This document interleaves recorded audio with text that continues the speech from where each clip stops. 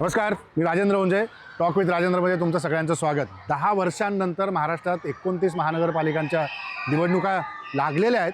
रणधुमाळी सुरू झालेली आहे. कोण कोणाबरोबर जाणार, युती होणार, महाविकास आघाडी होणार की त्यांच्यामध्ये फूट पडणार, आणि अनेक गोष्टींच्या चर्चा सुरू आहेत. आणि आज या कार्यक्रमात मी पोहोचलो आहे ठाणे महानगरपालिकेच्या प्रभाग क्रमांक 29 क मध्ये. हा प्रभाग क्रमांक 29 क एका बाजूला कल्याण डोंबिवली महापालिकेला थोडा जवळ आहे, एका बाजूला पनवेल महानगरपालिकेला जवळ आहे, आणि दुसऱ्या महत्त्वाचा भाग म्हणजे जितकं ठाणे शहर वाढतं आहे तितक्याच प्रमाणात या प्रभाग क मध्ये 29 क मध्ये शहरीकरण वाढताना दिसतं आणि वेगवेगळ्या सुविधा वाढताना दिसत आहेत. त्यामुळे याचा विकास आत्तापर्यंत कसा झाला, 10 वर्षानंतर निवडणूक लागलेली असली तरी देखील या प्रभागातली निवडणूक ही साधारणतः 7 वर्षांनंतर लागते. म्हणजे 7 वर्षाच्या या गॅपनंतर मध्ये कोविडचा काळ गेला. मग या ह्याच्यामध्ये काम नेमकं कसं केलं गेलं, आपल्यासोबत इथून निवडणूक लढणारे आहेत शिवसेनेचे बाबाजी पाटील. नमस्कार. नमस्कार. खूप शुभेच्छा तुम्हाला. Thank you sir. आणि 7 वर्षानंतर पुन्हा आपण भेटतोय सगळे या निवडणुकीच्या निमित्तानं.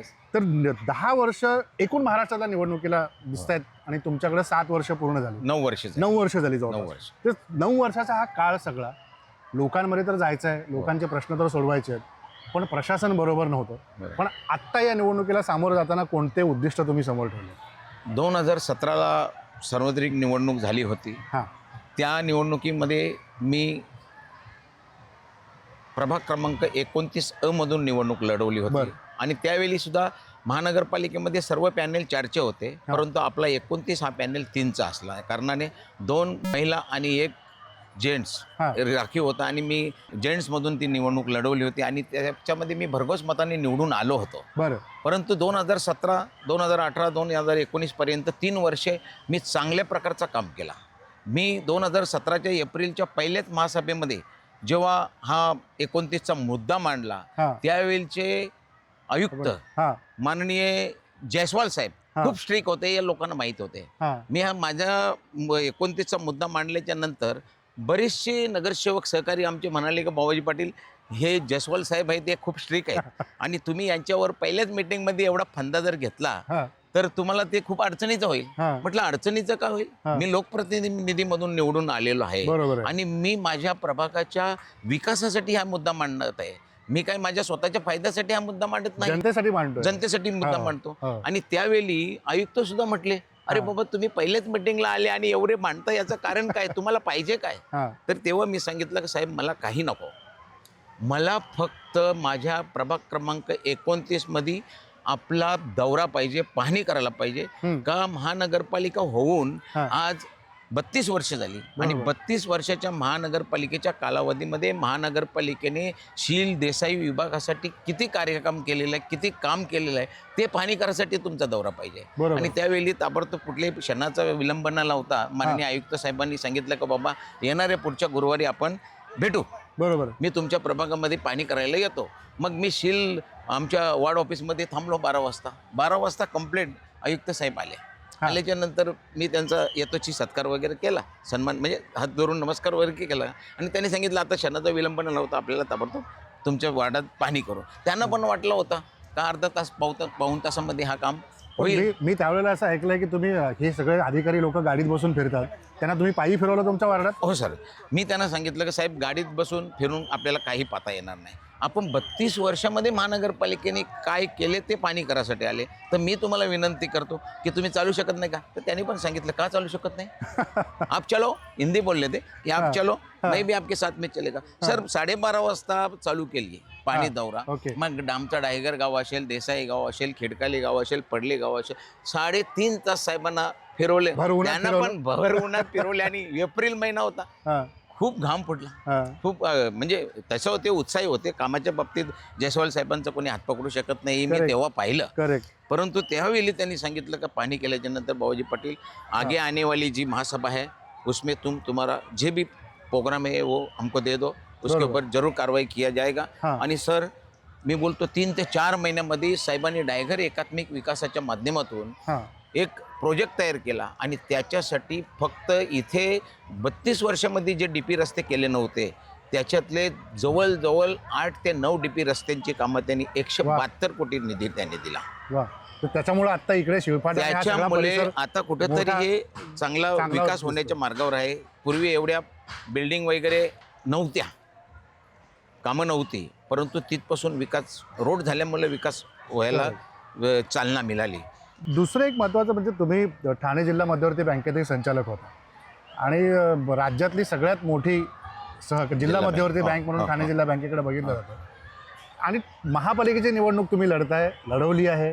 तर या दोन निवडणुका, एकीकडे बँकेची निवडणूक, दुसरीकडे महापालिकेची निवडणूक, ह्याच्यातला फरक तुम्हाला काय वाटतो की ठाणे कोणती- जिल्हा मध्यवर्ती सहकारी बँक ही महाराष्ट्रामध्ये 1 नंबरची उत्कृष्ट बँक म्हणून हो. संबोधली जातो. त्यांना अनेक पुरस्कार मिळाले. बरोबर आहे. या बँकेवर आमचे वडील 1986ला पहिल्यांदा निवडून अरे आले. वा, ते बरं. 2008 पर्यंत ते सलग निवडून येत होते. बरं. 2008ला त्याचं निधन झालं.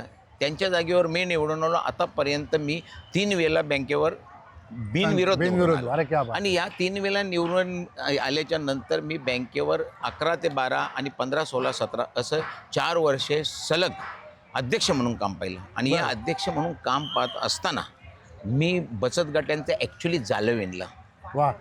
40,000 बचत महिलांना गटांची चालना स्थापना दिली. केली 2 जिल्ह्यामध्ये, पालघर आणि ठाणे जिल्हा. त्यावेळी पालघर जिल्हा वेगळा नव्हता. 2014ला पालघर जिल्हा वेगळा झाला. परंतु हे काम करत असताना बँकेवर पण खूप मजा आली. कारण त्याचा एक होता की बँकेवर काम करत असताना आपल्याकडे शेतकरी बंधू असतील किंवा गरजू किंवा विद्यार्थी असतील किंवा अनेक लोक याच्यामध्ये कर्जासाठी इकडे तिकडे भटकावं लागत होतं. हां. सर्वच लोक आपल्या मराठी माणसावर विश्वास ठेवत नसतात. पण एकमेव ठाणे जिल्हा बँक आहे ती तळागाळातले प्रत्येक व्यक्तीला कर्ज देऊ शकतो. बचत गटांच्या आमच्या माता भगिनी आहेत, त्यांना स्वतःच्या पायावर उभा करू शकतो.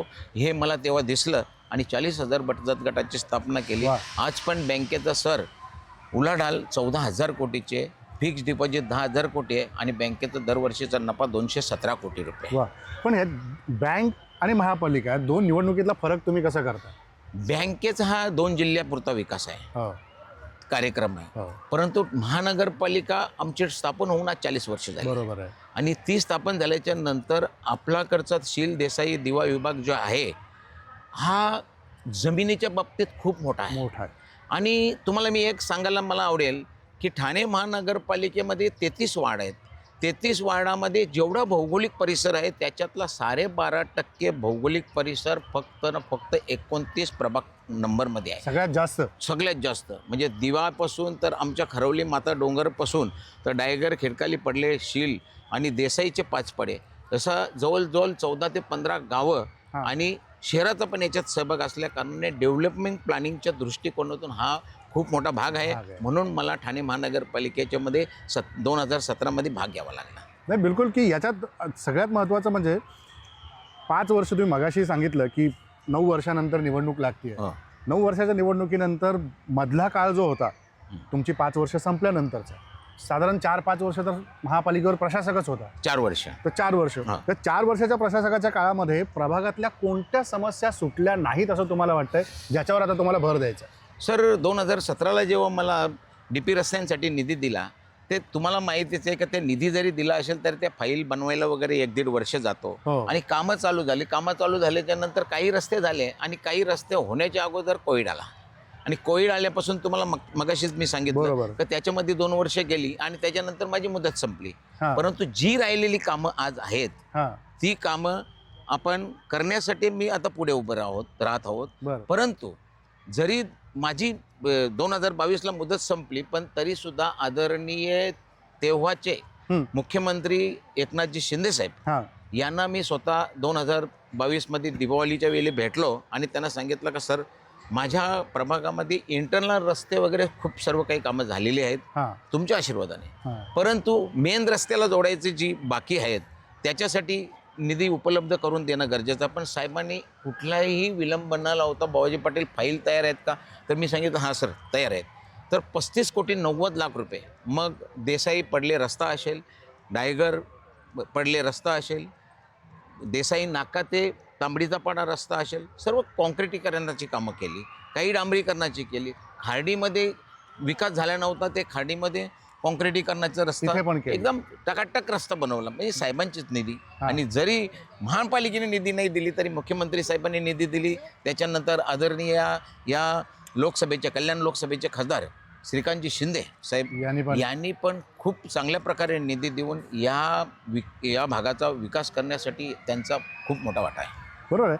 ह्याच्यात या तुमच्या प्रभाग 29 क मध्ये सगळ्यात मोठी एक दुसरी समस्या आहे, ती म्हणजे डम्पिंग ग्राउंडची. म्हणजे त्या डम्पिंग ग्राउंडच्या ह्याच्यामध्ये जिथे डम्पिंग आता होणार होतं त्या तिथल्या नागरिकांनी विरोध केला, त्याच्यात तुम्ही आवाज उठवला होता, खूप मोठी भूमिका घेतली होती. Yes sir. आता त्याच्यात पुढे जाऊन तुम्हाला काय करावं असं वाटतं की हे डम्पिंग इथल्या आपल्या प्रभागामध्ये, बाकी प्रभाग सगळा स्वच्छ आहे तुमचा, एकदम नीट नेटका आहे, आणि डम्पिंगमुळे थोडासा तुम्हाला तो त्रास होतो. साहेब, हा डम्पिंगचा प्रश्न जो आहे 2004 पासून चालू आहे.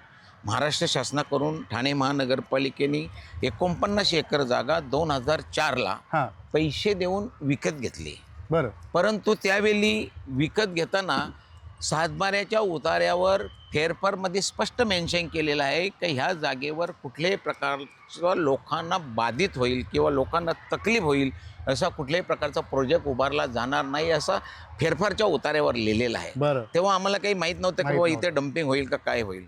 परंतु 6-7 पासून महानगरपालिकेने इथे डम्पिंग करणार सुरुवात केली. पण त्यावेळचे पालकमंत्री असतील, त्यावेळचे इथले आमदार असतील, त्यांना घेऊन आम्ही एक संघर्ष समिती स्थापन केली आणि त्याच्या माध्यमातून इथे लढा देत राहिलो. आणि आजपर्यंत म्हणजे 2022 पर्यंत त्यांना आम्ही डम्पिंग करून दिलेला नाही. डम्पिंगचा प्रश्न जेव्हा 2018ची मीटिंग 2019ची महासभा असेल त्या महासभेमध्ये हा आला होता. मी पुरेपूर मांडलेलं आहे, त्याचे मिनिट्ससुद्धा माझ्याकडे आहेत. आमचा त्याला पूर्ण विरोध आहे.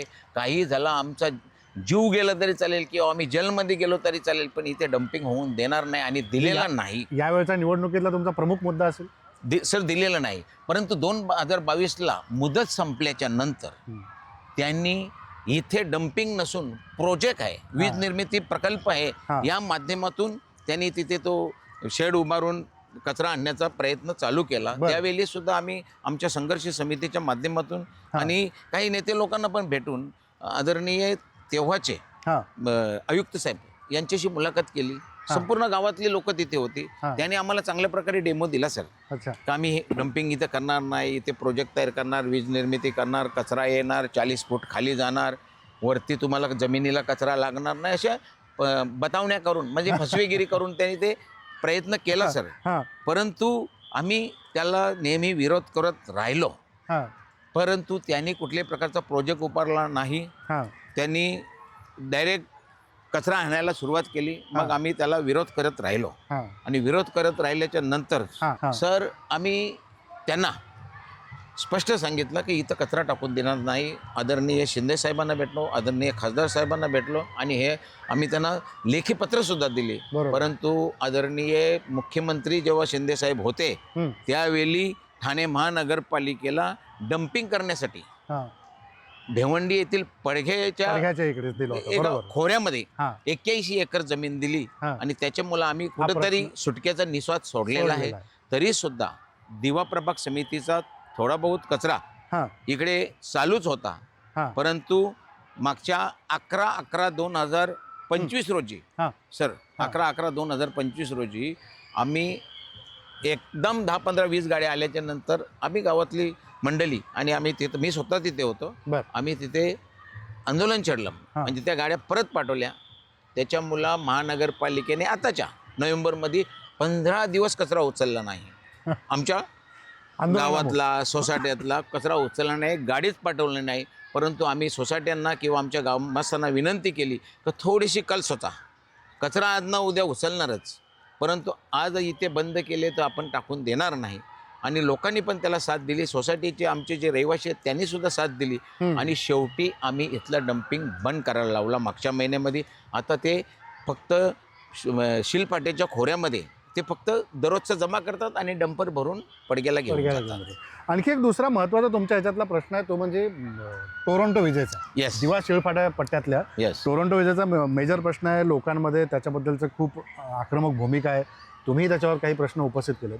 हा प्रश्न तुम्ही कसा सोडवणार आहे? सर, टोरंटो आमच्याकडं 2017-18ला येण्याचं हे केलं, म्हणजे बाबा ही टोरंटो येणार, तर लगेच आम्ही अग्री प्रतिष्ठान म्हणून एक संस्था निर्माण केली आणि त्याच्या माध्यमातून ग्रामस्थ एकत्र आलो आणि टोरंटोला पुरेपूर विरोध करत राहिलो. हे गेले 3 वर्षे विरोध केल्याच्या नंतर कोरोना मार्चमध्ये आला.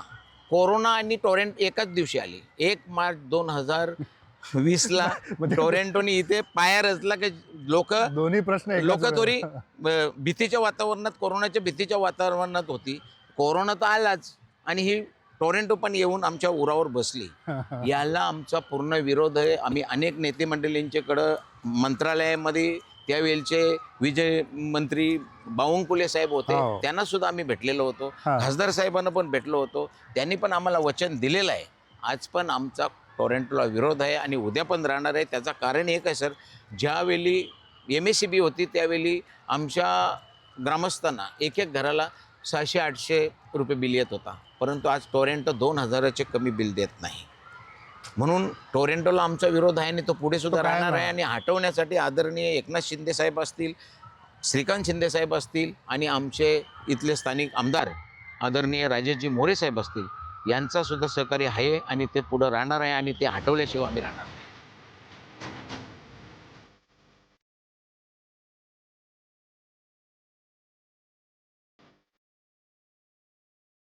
ठाणे महानगरपालिकेच्या प्रभाग क्रमांक 29 मध्ये आपण फिरतोय आणि बाबाजी पाटील शिवसेनेचे इथले नगरसेवक होते, आता निवडणूक लढतायत. त्यांच्यावर आपण बोलतोय.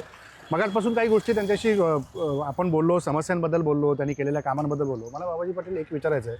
रोडवरती होता आपण, आणि तुमचा जो प्रभाग आहे सगळा, त्या प्रभागामध्ये शिळफाटा ते पलावा हा सगळ्यात इथून जाणाऱ्या येणाऱ्या वाहतूक करणाऱ्या प्रवाशांसाठी खूप त्रासिक आहे. म्हणजे इथं होणारी वाहतूक कोंडी याच्याबद्दल तुम्ही काही सरकारकडे पाठपुरावा केला की हे संपलं पाहिजे, वाहतूक कोंडी सुटली पाहिजे? चांगला प्रश्न आहे सर तुमचा.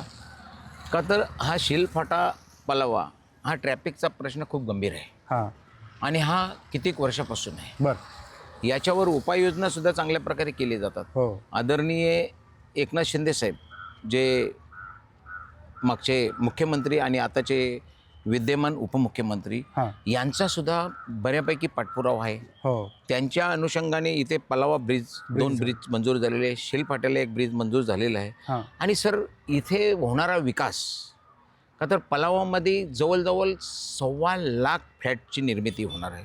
हो. तिथे रोणवाल असेल, तिथे पॅराडाईज असेल, आणि अनंतम असेल, आणि ठाणे महानगरपालिकेच्या एरियामध्ये जवळजवळ 65 ते 70 बिल्डिंगची कामं चालू आहेत. बरोबर. आणि त्या अनुषंगाने आमच्या पडले गावाची एंट्री असेल, खिडकाली गावाची एंट्री असेल, काटेईची एंट्री असेल, निलजाची एंट्री असेल, त्याच्यानंतर मानपाड्याची एंट्री, अशी प्रत्येक गावाच्या एंट्र्या या मेन रोडला येत असतात. हां. आणि त्याच्यामुळे हे ट्रॅफिकचा मामला होत असतो.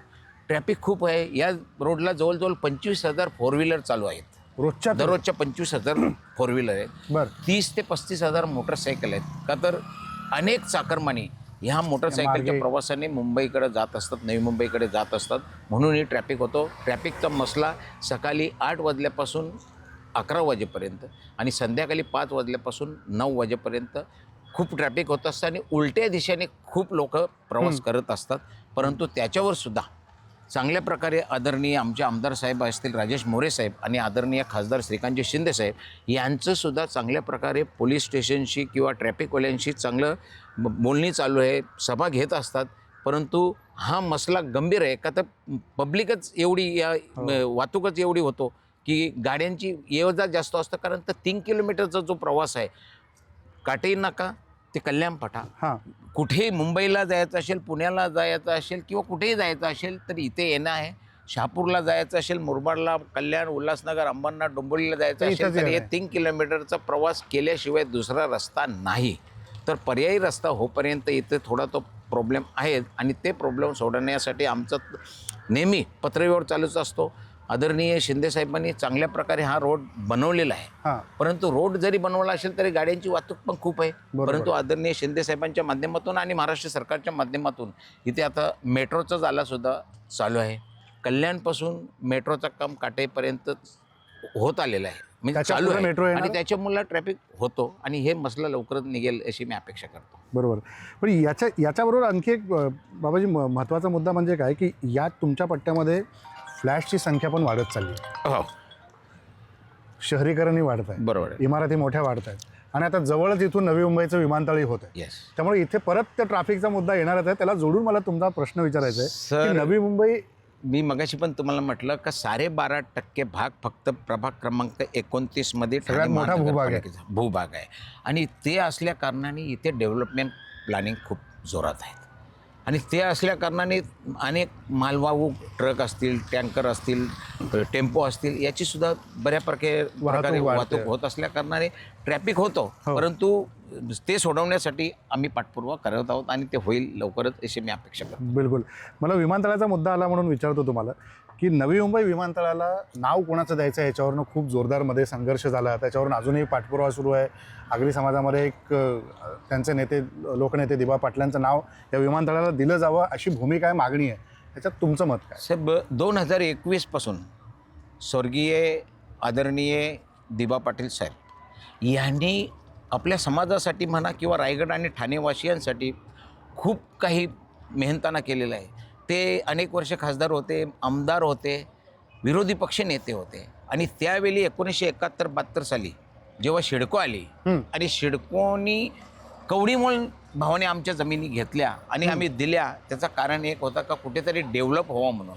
डेव्हलप झाला, परंतु एवढा मोठा इंटरनॅशनल एअरपोर्ट येतो आणि स्वर्गीय दिबा पाटील साहेबांचं नाव देण्यासाठी आदरणीय एकनाथ शिंदे साहेब मुख्यमंत्री असताना स्वतः विधानसभेमध्ये ठराव पारित केलेला आहे, विधान परिषदेमध्ये पारित केलेला आहे आणि तो केंद्र शासनाकडे पाठवलेला आहे. आता आम्ही अपेक्षा करतो फक्त केंद्र शासनाचे आदरणीय ह्या देशाचे आदरणीय पंतप्रधान मोदीजी याच्यावर नक्कीच लवकरात लवकर निर्णय घेतील आणि आम्हाला मराठी माणसांना किंवा आगरी माणसांना सुखद धक्का देतील याच्यात कुठल्याही प्रकारची शंका नाही. कारण आदरणीय मोदी साहेब मागच्या 2 महिन्या अगोदर इथे उद्घाटनावेळी आले होते. त्यावेळी आदरणीय मोदी साहेबांनी आमच्या दिबा पाटलांच्या परिवाराचा उल्लेख केला होता आणि दिबा पाटलांच्या कार्याचा पण उल्लेख केला होता. ती जाण ठेवून नक्कीच केंद्र शासन लवकरच निर्णय घेईल आणि दिबा पाटील साहेबांचं नाव एअरपोर्टला देतील अशी अपेक्षा करतो. एक राजकीय प्रश्न तुम्हाला विचारायचा आहे आणि तो महत्त्वाचा आहे असं मला वाटतं की 2014ची निवडणूक तुम्ही शरद पवारांच्या राष्ट्रवादी काँग्रेसमध्ये होता. हो. आणि त्यावेळेला लोकसभेची निवडणूक आत्ता जे तुमचे नेते कल्याणचे खासदार श्रीकांत शिंदेंच्या विरोधात लढवली, तेव्हा हातात घड्याळ होतं, आता खिशाला धनुष्यबाण आहे आणि दोन्ही गोष्टी हातात आहेत तुमच्या. घड्याळ पण जवळ आहे, धनुष्यबाण पण जवळ आहे आणि विरोधकांमध्ये तुमच्या चर्चा अशी आहे की हे कसं काय आहे? तुमच्यावर टीका करताना विरोधक दिसतात, त्यांना तुमचं उत्तर काय? सर, एकनाथ शिंदे साहेबांचं आणि शिवसेनेचा संबंध माझं अनेक वर्षापासून आहे. कारण 2007 पासून 2014पर्यंत मी शिवसेनेमधूनच ठाणे महानगरपालिकेच्या शिक्षण मंडळावर होतो आणि शिक्षण मंडळावर काम करत असताना या प्रभागातील अनेक शाळांच्या इमारती बांधण्याचं काम मी केलेलं आहे. परंतु 2017च्या निवडणुकीमध्ये अंतर्गत शिवसेनेमध्ये या तिकीट वाटपावरनं वाद होतं. मी काही नाराज नव्हतो, परंतु मला जेंट्समध्ये निवडणूक लढवायची होती. परंतु ते मला तिकीट म्हणजे जेंट्ससाठी दुसऱ्याच व्यक्तीची निवड झाली म्हणून मी आदरणीय शिंदे साहेबांना विनंती केली की मला फक्त आशीर्वाद द्या, तिकीट नको. मी ठाणे जिल्ह्यामध्ये होती सहकारी बँकेवर तेव्हा अध्यक्ष म्हणून होतो आणि त्यामुळं मी आदरणीय शरदचंद्रजी पवार साहेबांशी माझा चांगले संबंध आहेत. आदित्यदादांशी असेल, नाईक साहेबांशी आणि आव्हाड साहेबांशी चांगले संबंध होता आणि तरीसुद्धा मी चेअरमन असताना मी त्यांना विनंती केली की बाबा मला ह्या प्रभागाच्या विकासाच्या माध्यमातून ही निवडणूक लढवायची आहे आणि त्यांनी मला उमेदवारी दिली आणि मी भरघोस मताने निवडून आलो. तर त्याच्यामुळंसुद्धा मी भरघोस मताने तिकीट न मिळतासुद्धा निवडून आलो. म्हणून शिंदेसाहेबांचा खूप म्हणजे त्यांच्या माइंडमध्ये बसलं का बाबाजीचं कार्य इथे का चांगलं आहे. आणि त्याच्यानंतर 19ला जी निवडणूक आली, आदरणीय श्रीकांतजी शिंदे साहेब त्यावेळी दुसऱ्यांदा निवडणूक लढवत होते. परंतु पवार साहेबांनी आणि ह्या लोकांनी राष्ट्रवादीच्या माझ्यावर जबाबदारी दिली, कारण मी बँकेच्या माध्यमातून संपूर्ण जिल्ह्याचं काम करत होतो. म्हणून त्यांनी जबाबदारी दिली. पक्षाने दिलेली जबाबदारी पार पाडण्याच्या उद्दिष्टाने मी ती निवडणूक लढवली. बाकी माझं असं कोणाशी वैयक्तिक वाद नव्हता. तो आजही नाही आहे. तो आजही नाही. परंतु ती निवडणूक लढवली. त्या निवडणुकीमध्ये मला समाजाने खूप मोठी साथ दिली आणि 2.5 लाख मतं मिळवून दिली. जरी मी हारलो, परंतु संपूर्ण जिल्ह्यामध्ये माझं अजून नाव झाला आणि यावेळी आदरणीय शिवसेना राजकीय फायदा जास्त झाला. 100% नाव झालं. आज कुठेही गेलो तरी कदाचित बाबाजी पाटील समोर कोणी ओळखत नसेल, पण नाव काढलं तर कितीतरी ऑफिसमध्ये किंवा कितीतरी गावांमध्ये मला ओळखलं जातं. आणि यावेळी शिवसेनेमध्ये सुद्धा 2 गट झालेले झालेत, आहेत. हो. आदरणीय शिंदेसाहेब 2022 साली मुख्यमंत्री झाले तेव्हापासून साहेब जेव्हा जेव्हा भेटत होते तेव्हा तेव्हा साहेब बोलत होते का बाबाजी आता तू इकडे ये. आणि मी पण पाहिला का मागच्या 22मध्ये जरी महानगरपालिका बरखास्त झाली होती पण साहेबांना विनंती केल्यामुळे निधी दिला जातो. आणि साहेबांनी सुद्धा सांगितलं की जर आपल्या याच्यात आला सत्तेच्या बाजूने आला तर पुढे तुम्हाला चांगल्या प्रकारे विकास करायचा असेल तर वार्डाची जर चांगली रचना करायची असेल तर तुम्ही आमच्या याच्यात सामील व्हा. आणि मी 25 ऑगस्ट 2025 रोजी शिवसेना पक्षामध्ये प्रवेश केला आणि आता मी त्यांच्याकडे तिकिटाची मागणी केलेली आणि ते मला देतील अशी मी अपेक्षा करतो. बिलकुल. आणखी एक राजकीय प्रश्न विरोधकांमध्ये तुमच्याबद्दल चर्चेला जातोय तो म्हणजे माजी केंद्रीय मंत्री भाजपचे नेते कपिल पाटील यांचे तुमचे घरचे संबंध आहेत. कपिल पाटील भाजपमध्ये आणि बाबाजी पाटील शिवसेनेमध्ये कसं काय असं होतं? सर कपिल पाटील जरी भाजपमध्ये असले तरी ते बँकेवर सुद्धा डायरेक्टर होते, चेअरमन होते. मी सुद्धा बँकेवर आहे आणि तेव्हापासून त्यांचे संबंध आहेत आणि ते नातेसंबंध सुद्धा आहेत. परंतु सर पक्षामध्ये गेल्याच्या नंतर राजकारणात गेल्याच्या नंतर नाती वेगळी असतात आणि राजकारण वेगळे असते. दोन्ही एक करायचं नाही. दोन्ही एक करायचं नाही. आणि माझं आदरणीय एकनाथ शिंदे साहेबांवर खूप विश्वास आहे, प्रेम आहे आणि आदरणीय एकनाथ शिंदे साहेबांचा पुढचा जो व्हिजन आहे का महाराष्ट्र पुढे नेण्याचा आणि राष्ट्रीय राजकारणामध्ये भाग घेण्याचा हे मी पाहिल्याच्या नंतर ठाणे जिल्ह्याचा किंवा ठाणे विभागाचा जर विकास करायचा असेल तर शिंदे साहेबांशिवाय पर्याय नाही. आणि हे मी माझ्या मेमरीमध्ये बसल्याच्या नंतर मी शिवसेनेत घेण्याचा विचार केला. आणखी एक प्रश्न फक्त विचारतो ना, आपण रॅपिड फायर प्रश्नाकडे जाणार आहोत बाबाजी पाटलांसोबत. गणेशोत्सवाच्या काळामध्ये मुंबईत विसर्जित केलेल्या ज्या गणेश मूर्ती होत्या त्या इकडे आणल्या गेल्या. डम्पिंग करताना तुम्ही त्यांना अडवलं, त्याच्यावर तुम्ही आक्रमक भूमिका घेतली, त्यांना थांबवण्याचा प्रयत्न केला. बरं. तर याच्यावर तुम्हाला पुढे काय गोष्टीमध्ये भूमिका मांडायची? सर गणेश उत्सवाच्या वेळी 1.5 दिवसाचं गणपती विसर्जन झाल्याच्या नंतर हो, दुसऱ्या दिवशी सकाळी 7 वाजता 350 ट्रक विसर्जन केलेल्या मूर्ती दायघर डम्पिंगच्या ठिकाणी आल्या आहेत असं मी वॉक करत असताना मला फोन आला. कारण मी सुद्धा या खिडकाली मंदिरच्या समोर परिसरामध्ये राहत असल्या कारणाने मला दुसऱ्या मिनिटामध्ये तिथे यायला मिळालं. मी आलो तर पाहिले तर फुल ट्रॅफिक, 350 ट्रक लागलेल्या, ट्रक टेम्पो. बघतो तर आतमध्ये बघितलं तर गणपती. अरे बापरे, गणपती म्हणजे आमच्या हिंदूंच्या भावना दुखवणारी ही गोष्ट आहे. का तर गणपती विसर्जन करताना आम्ही पाण्यात गणपती विसर्जन केल्याशिवाय राहत नाही. बरोबर. मी 2017ला निवडून आल्यानंतर खिडकाली तलाव हा प्राचीन तलाव आहे, तिथे गणपती विसर्जन करत असत आणि तिथे गणपती विसर्जन केल्यामुळे अनेक मासे मरत असत. हो. तर त्याच्यासाठी मी आदरणीय आयुक्तांना विनंती करून गेल्या 9 वर्षापासून मी तलाव निर्मिती करतो, कृत्रिम तलाव निर्मिती करतो आणि त्याच्यात गणपती विसर्जन केले जातात. आणि म्हटलं हे गणपती इथे डम्पिंगजवळ आणल्यात याचा अर्थ काय? तर त्यांना विचारणा केली. मी ताबडतोब महानगरपालिकेशी संपर्क साधला. आदरणीय मनीष जोशी आहेत उपायुक्त, त्यांना बोललो तर त्यांनी सांगितलं बाबाजी पाटील हे आपलं काम नाही, म्हणजे आपले महानगरपालिकेचे हे गणपती नाहीत. मग त्यांनी सांगितलं मुंबई महापालिकेचे आहेत. मग मुंबई महापालिकेचे अधिकाऱ्यांना, ते क्षत्रिय म्हणून अधिकारी आहेत, त्यांच्याशी संपर्क साधला आणि त्यांना सांगितलं त्वरित काढा.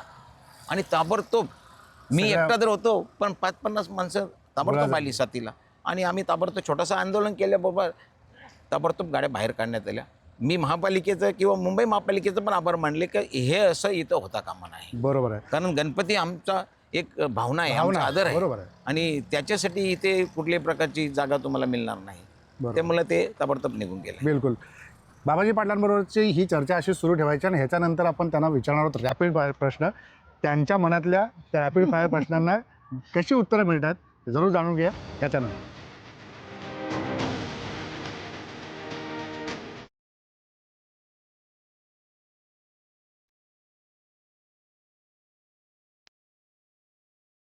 क्रमांक 29 क मधले वेगवेगळे प्रश्न बाबाजी पाटलांबरोबर आपण आत्तापर्यंत डिस्कस करत होतो. इलेक्शन म्हटलं की थोडंसं खानपान झालं पाहिजे, चहा कॉफी झाली पाहिजे. खूप वेळ आम्ही एकमेकांमध्ये एवढ्या गप्पा मारल्यात, फिरलोय, चाललोय. त्यामुळे आता शांत बसून रॅपिड फायर प्रश्न बाबाजी पाटलांसोबत आम्हाला घ्यायचे आहेत. आणि रॅपिड फायर प्रश्नामध्ये तुम्हाला त्यांच्या मनातली उत्तरं ऐकायला मिळणार आहेत प्रश्नांच्यावरती. आणि मला बाबाजी पाटील सांगायचं की दिलखुलासपणे उत्तरं द्या. Yes yes yes. एका वाक्यात उत्तरं, जशी आपण पेपरला पूर्वी लहानपणी शाळेत लिहायचो एका वाक्यात उत्तरं लिहा, तशीच एका वाक्यात आपल्याला द्यायचं आहे. Yes yes. तर सुरुवातीचाच पहिला प्रश्न मला तुम्हाला विचारायचा आहे, शरद पवार की देवेंद्र फडणवीस, आवडता नेता कोण? देवेंद्र फडणवीस. का तर आजचा कामाचा जो क्वालिटी आहे ती फडणवीस साहेबांची खूप चांगली आहे. ते मला पुढच्या विजनच्या दृष्टिकोनातून मी देवेंद्र फडणवीस साहेबांनाच पसंती करेन. ओके. दुसरा प्रश्न त्यांना विचारायचा आपल्याला, उपमुख्यमंत्री एकनाथ शिंदे की माजी केंद्रीय मंत्री कपिल पाटील? आदरणीय उपमुख्यमंत्री एकनाथ शिंदे साहेब. ओके. तिसरा प्रश्न, खासदार श्रीकांत शिंदे की आदित्य ठाकरे? आदरणीय खासदार श्रीकांत शिंदे, कारण त्यांचा कामाचा जो विजन आहे तो खूप वेगळा आहे. ओके. एक प्रश्न तुम्हाला पुढचा जाण्याच्या आधी विचारायचा आहे. आता तुम्ही नगरसेवक होणार आहात, पुढे महापालिकेत गेल्यावर सभापती की महापौर, काय व्हायला आवडेल? पक्षश्रेष्ठी देईल ते मनातलं काय? महापौर. ओके. जसं आता महापौरांची इच्छा मनात त्यांची आहे, पुढे जाऊन तुम्ही खासदारकी लढवलीच आहे, भविष्यामध्ये या महापालिकेच्या पुढे जाऊन आमदार की खासदार, काय व्हायला आवडेल? आदरणीय पक्षप्रमुख शिंदेसाहेब जो पक्षाची जबाबदारी देतील ती, खासदार आमदारकी जी मिळेल ती, जे मिळेल ती, नेमकं आमदार व्हायला आवडेल की खासदार व्हायला आवडेल? पक्ष संघटना देईल ती. ओके. ओके. आता मला नगरसेवक व्हायचं आहे. आता नगरसेवक व्हायचं आहे. खाण्याच्या गोष्टी समोर आहेत आणि तुमच्या हॉटेलला अनेक वेळेला आम्ही खायला आलेलोच आहोत. तर दालमुंडी का जिताडा, काय आवडतं? जिताडा. जिताडा खूप लोकांना आवडतो म्हणून तुम्हाला. येस. ओके. सिनेमा, नाटक की लोककला, ह्याच्यापैकी काय आवडतं? लोककला, कारण मराठी संस्कृती टिकली पाहिजे त्याच्यासाठी. Yes. करेक्ट. क्रिकेटमध्ये सचिन, सिनेमात अमिताभ बच्चन आणि गाण्यामध्ये लता मंगेशकर? लता मंगेशकर. लता मंगेशकर हे आवाज, हे गला पुढं होणं नाही. जे आजही गाणी जास्त आवडतात. अविस्मरणीय. ओके. आत्ता राजकारणात तर तुम्ही आहात, पण समजा राजकारणात नसता तर नोकरी की धंदा? धंदा, बिझनेस. का तर आपण स्वतःच्या पायावर उभा राहू शकतो. ओके. म्हणून धंदा करायला आवडेल. आणि ते धंदेच करत राहिलो ना आम्ही आता बरोबर. आतापर्यंत. हॉटेलिंगमध्येच आहोत, जवळजवळ 38 वर्षे हॉटेल चालवतो. बरोबर. तर लोकांना आजपर्यंत इतकी चविष्ट सगळ्या गोष्टी दिल्यात तुम्ही. लोकांना चविष्ट तर मिळतोच, परंतु आपण जो रोजगार निर्मिती करतो, लोकांना तिथे काम मिळतो हां, आणि स्वतःचा बिझनेस तयार करू शकतो, बरोबर आहे. रोजगार निर्मिती करू शकतो. म्हणून स्वतःचा बिझनेसच करायला पाहिजे. नोकरी केली तर आपण एकटाच कामाला जाऊ शकतो आणि बिझनेस केला तर आपण शेकडो लोक कामाला ठेवू ठेवू शकतो, त्यांना रोजगार निर्मिती करू शकतो. बरोबर.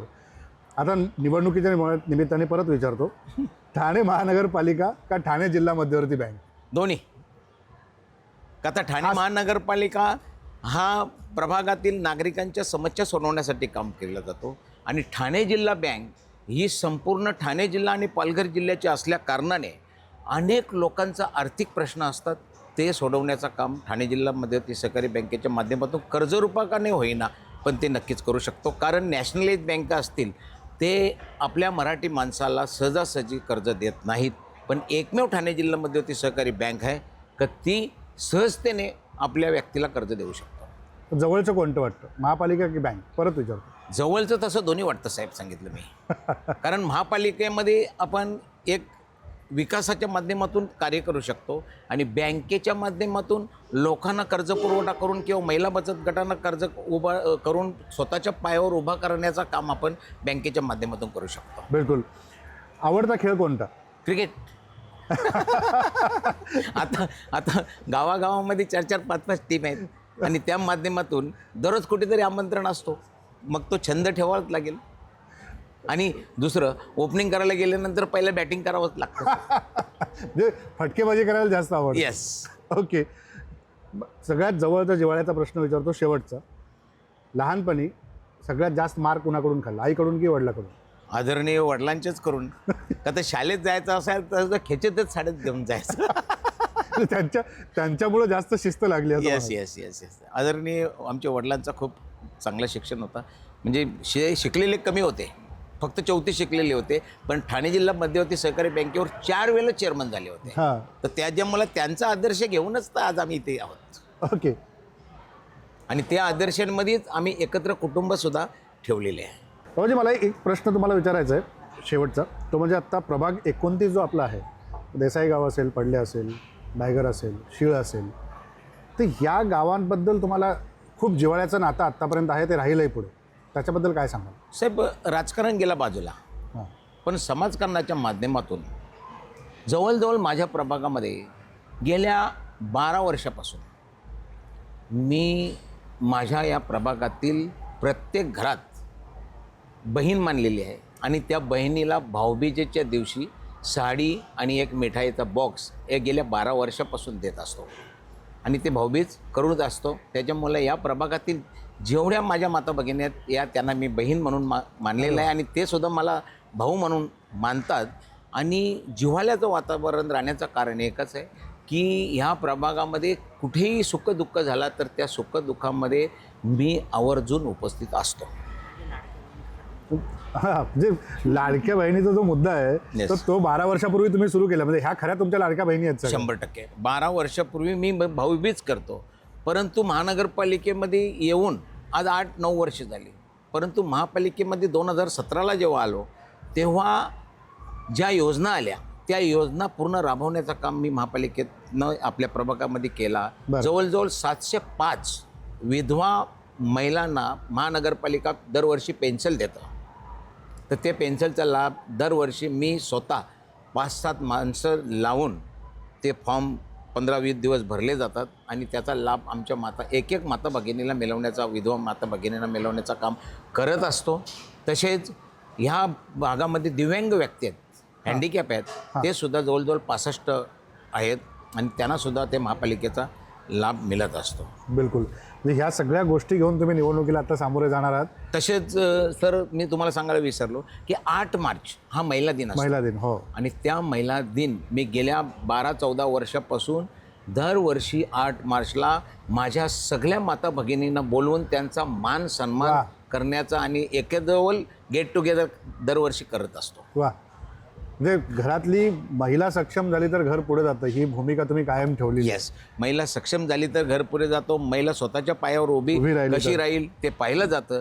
आणि दुसरं म्हणजे या भागामध्ये जवळजवळ 350 बचत गट प्रभागामध्ये मी निर्माण केलेले आहेत आणि त्यांना सेवा देण्यासाठी ठाणे जिल्ह्यामध्ये ते सहकारी बँकेला विनंती करून शासनाच्या परवानग्या घेऊन दिवा स्टेशन इथे ठाणे जिल्हा बँकेची शाखा, आमच्या पडले देसाई खिडकाली रोडवर एक ठाणे जिल्हा बँकेची शाखा आणि दैसर येथे एक ठाणे जिल्हा बँकेची शाखा, या 3 शाखांची मी 2012-14ला निर्मिती केली. त्याच्यामुळं आमची एक महिला बचत गटाच्या माध्यमातून सहज बँकेत जाऊन तिथे ते काम करत असतं. आणि एक सांगायची एक गोष्ट म्हणजे बँकेवर असल्या कारणाने अनेक तरुणांना जे शिकलेले आहेत त्यांना जवळजवळ 100 लोकांना रोजगार देण्याचं काम बँकेच्या माध्यमातून केलेलं आहे. हे सगळे मुद्दे घेऊन तुम्ही ठाणे महानगरपालिकेच्या निवडणुकीला सामोरे जात आहे. खूप शुभेच्छा तुम्हाला. Thank you sir. आणि लवकरच तुम्ही ज्या मनातल्या रॅपिड फायरमधल्या अपेक्षा व्यक्त केल्या त्या you. पूर्ण होत. थँक्यू. टॉक विथ राजेंद्रमध्ये इथेच थांबणार आहोत. पुन्हा भेटणार आहोत नव्या नेत्यासह, नव्या ठिकाणी, नव्या विषयांसह. नमस्कार.